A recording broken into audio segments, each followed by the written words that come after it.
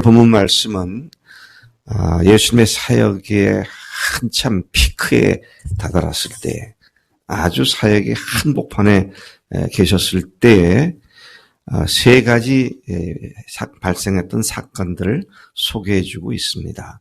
첫 번째는 예수님께서 사도로 부르신 12명의 제자들을 세상에 주님의 이름으로 가서 사역하도록 보내신 사건이 나옵니다. 그리고 둘째 사건은 예수님의 사역에 대한 소문을 들은 침례 요한이 크게 당황했다는 이야기가 나오고요. 그리고 마지막 세 번째는 그 유명한 오병이어의 기적의 사건이 기록되어 있습니다. 1절부터 6절까지가 12제자들을 세상에 보내신 내용이 나옵니다. 마태복음 10장에서도 나오고 마가복음 6장에서도 나오고, 자, 예수께서는 모든 귀신을 제어하고 병을 고치는 능력과 권위를 제자들에게 주시면서 하나님 나라를 전파하며 병든 자를 고치시도록 세상에 내보내셨습니다. 파송을 한 거죠. 조금 더 실질적으로 말하면 예수님이 제자들을 실습을 내보낸 겁니다. 영어로는 OJT라 그러죠. On the job training. OJT를 내보낸 거예요. 예수님이 하신 것을 계속 봤으니까 이제는 너희들이 가서 해봐라. 이제 그렇게 하신 것이죠. 많은 선교단체들이 이것을 본받아서 거지 여행 이런 걸 다니죠.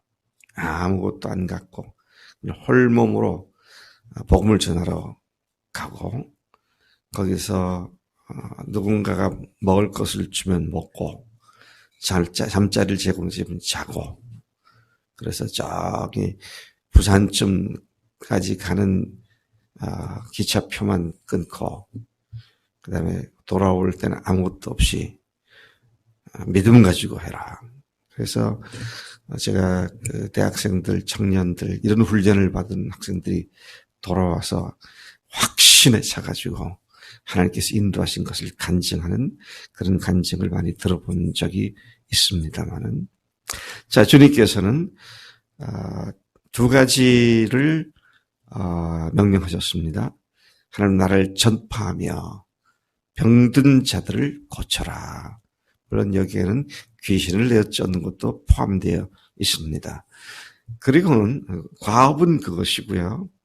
가는 데 있어서 일체 다른 것을 갖고 가지 마라. 지팡이, 배낭, 양식, 돈, 두보롯 같은 것도 갖고 가지 마라. 아무것도 갖고 가지 말고 하나님만 의지하고 가서 복음을 전하라. 이제 이런 문제죠. 숙소 문제, 숙식 문제는 어느 집에 들어가든지 거기서 머물다가 떠나고 그들이 주면 먹고, 그러나 너희를 받아들이지 않는 곳에서는 그것을 떠날 때 발에 먼지를 떨어버리고 그들에게 증거로 남기고 떠나라. 그 말씀대로 제자들은 각 마을 곳곳에 복음을 전하며 병을 고치는, 귀신을 쫓는 사역을 감당했습니다. 우리가 믿음이라는 것이 삶과 분리되지 말아야 한다, 그런 얘기를 늘 듣습니다만은, 실제로 부딪혀 봐야 하나님 말씀이 정말 사실이구나, 이것을 실제로 경험하게 됩니다. 실제로 경험하게 되면 더 큰 확신 가운데 있게 되죠. 그게 단순히 전도만 아니라 모든 면에서 그렇습니다. 주님 앞에 믿음의 발걸음을 딱 내딛었을 때 주께서 어떻게 역사하신지를 경험한 사람들은 더 큰 믿음을 가지고 또 내딛을 수가 있는데, 쫄보가 돼가지고 주님께서 발을 내디디라 그러는데 내디디다가 내가 넘어지면 어떡할까, 이러다가 내가 망하면 어떨까, 그러면 전혀 믿음이 생길 수가 없죠. 그래서 이 제자들이 이러한 훈련을 통해서 주님을 더 의뢰하고 주님을 또 이해하게 되고,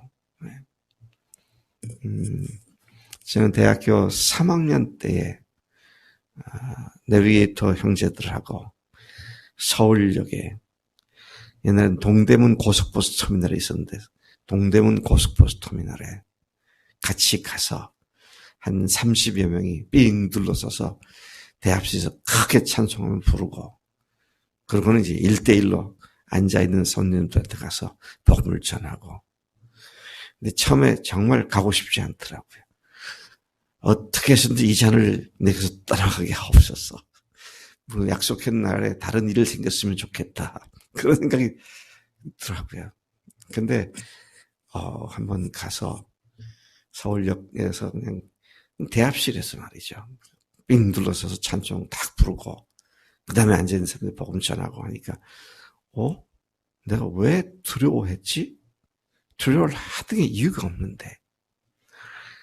그래가지고 뭐 거리에 나가서도 전화하기 시작하고 한번 그렇게 하니까 버스에서도 전하게 되고 고속버스 터미널에서도 전하게 되고. 근데 처음에 서울역 갔던 그 경험 없었으면 그 뒤에도 계속 어려웠을 것 같아. 한번 그게 아무것도 아니구나. 주님께서 역사하시는 거구나. 그걸 경험하니까 그냥 담대하게 할 수 있었던 것을 기억하게 됩니다. 중요한 것은 너무 복잡하게 생각하지 말라는 거예요. 심플하게 가서 전하라는 겁니다. 아무것도 가지 말라는 얘기가 전폭적으로 의지하라는 얘기도 되고, 또 너무 복잡하게 생각하지 말고 내가 아직도 준비가 안 됐는데, 내가 아직도 성경 말씀을 다 암송 못했는데, 내가 전도를 한 번도 못 해봤는데, 그럼 평생 전도 못하는 거죠. 그러니까 그런 거 생각하지 말고 단순하게 가서 전하라는 겁니다. 자, 이제 이와 같은 훈련을 통해서 그들이 하나님과 무관한 존재들에게 복음을 선포하는 일을 시작한 것을 보게 됩니다. 5절에 보니까 당시 유대인들은 이방 지역을 다녀올 때마다 이스라엘 지역으로 들어올 때에는 발에 먼지를 떨고 들어옵니다. 이방인 지역에 가서 더럽혀졌기 때문에 거룩한 땅에 들어갈 때는 다 떨어버린다. 이런 행습이 있었다고 그래요. 근데 너희들을 영접하지 않는, 받아들이지 않는 마을에 가면 나올 때에 이방 지역에 갔다 온 것처럼 그렇게 하라는 겁니다. 무슨 말입니까? 예수님의 개념 속에는 이방인이나 믿지 않는 자나 똑같다는 거예요. 유대인이고 아니고, 그러니까 믿지 않는 자는 누구나 이방인이다. 그런 개념을 말씀하고 있는 것이죠. 심플하게 살아라. 심플하게 전해라. 제가 개, 고양이를 키워봐서 알잖아요. 어디 며칠 여행 가려면 그놈들 때문에 보통 걱정이 아니야. 그래서 우리 보혈 형제가 와서 많이 도와주고 그렇게 했지만, 가기 전에 며칠 동안 먹을 사료가 남아있나 이렇게 보고 그 계산해서 사료를 미리 사다 놓기도 하고, 또 우리 보혈 형제나 다른 형제들에 또 잘 돌봐달라고 부탁도 하고. 복잡해요, 한번 나가려면. 그래서 이제 그런 것들을 취미 생활도 그렇고 나를 갖다가 이렇게 메어놓는 것들, 그런 걸 스스로 만들어서 거기에 빠지지 말라는 것이죠. 예. 그 다음에 이제 헤롯 왕 얘기가 잠깐 나옵니다. 예수님에 대한 소문을 크게 당황을 합니다. 심히 당황합니다. 왜냐하면 그 소문이 들리는데 이게 범상치가 않거든요. 죽은 사람이 살아났다 그러고 병든 자가 고침받았다 그러고. 자, 그랬을 때에 어떤 사람은 또 전하, 아무래도 전하께서 죽인, 그 말은 안 했겠지만 10년 안에 다시 살아났다고 사람들이 얘기합니다. 자, 그러니까 그게 얼마나 두려웠겠어요. 내가 죽여버렸는데 다시 살아나? 근데 또 다른 사람은 옛 선지자 중에 한 사람이 살아났습니다. 참 이게요, 사람은 하나님 앞에서 자기 양심에 거리끼는 죄를 짓고 난 뒤에 여러 가지 변명으로 합리화를 시켜서 그걸 애써 묻어둔다 할지라도 그 상황이 오면 그게 그대로 다시 다 들춰집니다. 감출 수가 없어요. 네. 그래서 여러분, 우리가 잘못한 것이 있으면 그냥 내가 적당하게 주님 앞에 회개했다 그러고 묻지 말고요. 진짜 회개하고 그 자리를 떠나야 돼요. 그리고 주님께서 완전하게 해결해 주셨음을 확신하게 되면 더 이상 거기에 눌려있지 말아야 합니다. 네. 담대하게 나가야 돼. 제가 좀 염려가 되는 건, 저도 그런 경우가 많이 있습니다만은, 예수님의 은혜를 너무 가볍게 여겨가지고, 정말 근본 밑뿌리부터 회개하지 않은 상태에서 그냥 I'm sorry 그 정도 회개했다고 양심의 가책을 묻어두는, 정말 회개하고 용서받았으면 양심의 가책에서 벗어나는 그런 정도가 아닙니다.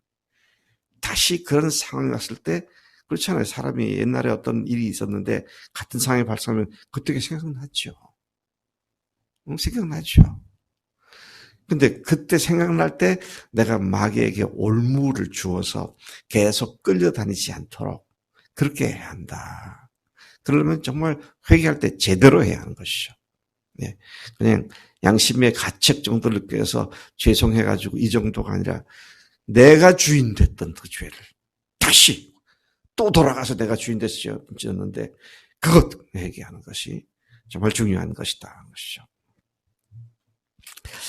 자, 그 다음에 마지막 세 번째 10절부터 17절까지가 오병이어로 5,000명을 먹이신 사건이 기록되어 있습니다. 참 주목할 만한 것은요. 우리가 마태, 마가, 누가복음을 공관복음이라고 그러잖아요. 근데 요한복음은 공관복음이 아닙니다. 그런데 거기까지도 이 오병이어의 역사가 기록되어 있습니다. 그만큼 이 사건은 굉장히 많은 파장을 불러일으킨 사건이었습니다. 특히 메시아를 기다리던 이스라엘 사람들이 이분이야말로 먹는 문제 해결 분이구나. 네. 제가 중국 처음에 갔을 때 중국 사람들이 모택동이를 크게 칭찬하더라고요. 그 칭찬 내용을 가만히 들어보니까 5,000년 중국 역사 가운데 인민들의 먹는 걸 해결해 준 게 모택동이다. 그러더라고. 그래서 제가 그때 한 가지 또 배웠어요. 야, 사람은 먹는 거 해결해 주면 최고로 치는구나. 네. 근데 예수님이 오병이어로 5,000명을, 남자만 5,000명을 먹이고 남겼으니 얼마나 사람들이 큰 기대를 갖겠습니까? 자, 근데 이게 상황 배경을 다시 돌아가서 보면 파송됐던 제자들이 돌아왔죠. 그리고 사역 결과를 보고를 했습니다. 그러면 이들이 피곤했을 거 아니에요.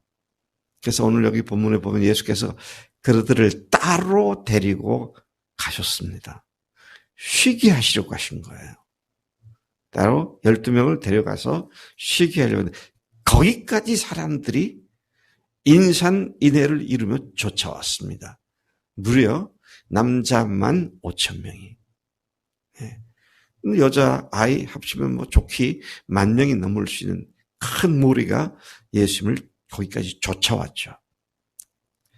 그러면 아마 저 같았으면 야 인서봐 오늘 좀 쉬려고 그랬더니 이 사람들 좀 너 나가서 좀 보내. 너무 피곤하니까 못하다고 가라고 그랬을 것 같은데 오늘 성경 말씀을 그대로 예수께서 그들을 영접하셨다.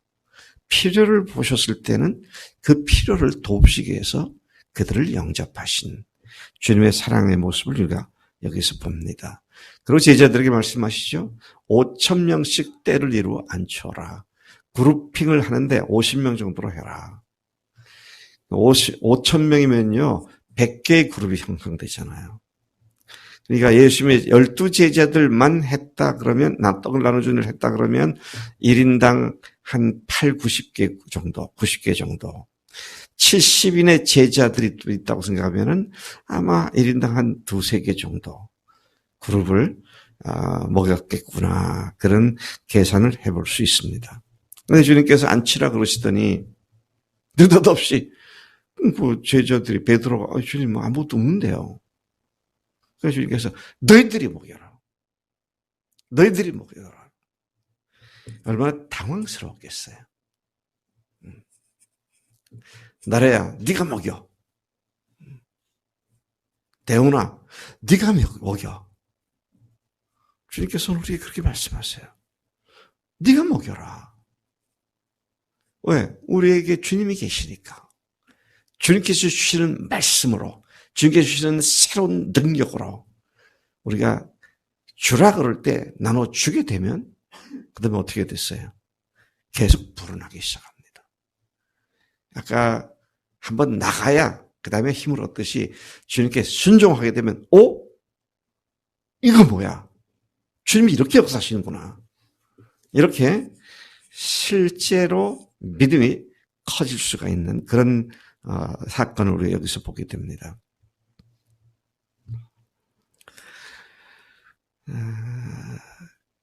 여러분 여기 이 구절을 가지고요. 많은 목사님들이 설교를 다방면으로 하죠. 없지만 작은 것들일 때 크게 된다. 크게 다 쓰임받는다. 그렇게 하거나 12강질이 남긴 것 모든 것을 아껴서 제작해서 그걸 다 거둬야 한다. 뭐 그렇게도 말씀하시고요. 또 예수님의 능력에 대해서 얘기를 하고 그런데 제가 이런 얘기를 하는 이유는 요한은 좀 다른 각도에서 얘기를 하더라고요. 어떤 각도에서 얘기했느냐. 요한은 이분이 이렇게 떡을 이렇게 나눠주고 먹게 하신 이분이 하늘에서 내려온 생명의 떡임을 나타내신 것이다. 요한은 그런 각도에서 기록을 하더라고요. 그래서 여러분 우리가 모든 상황 속에서 여기에 주님이 어떻게 관계되신가 이걸 항상 생각해야 돼요.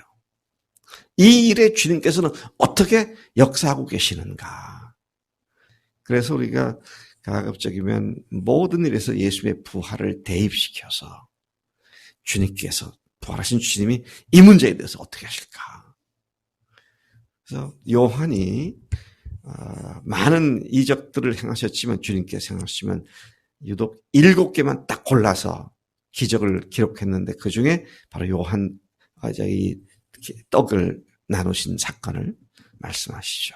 그리고 어떻습니까? 마지막 날 밤에 떡을 나누셔서 이것이 내 살이다. 이제 그렇게 가르쳤던 말씀이 5병이었 때와 7병이었 때도 그런 의미를 가지고 하셨다. 요한이 그렇게 깨달았고 그렇게 말씀하시죠. 오늘 우리가 지금 겪고 있는 모든 상황에 주님이 어떻게 역사하시나, 주님과 어떻게 연관되어 있는가, 여기에 초점을 맞추어서 바라볼 때 주님께서 당신의 모습을 그 속에서 드러내 주실 줄로 믿습니다.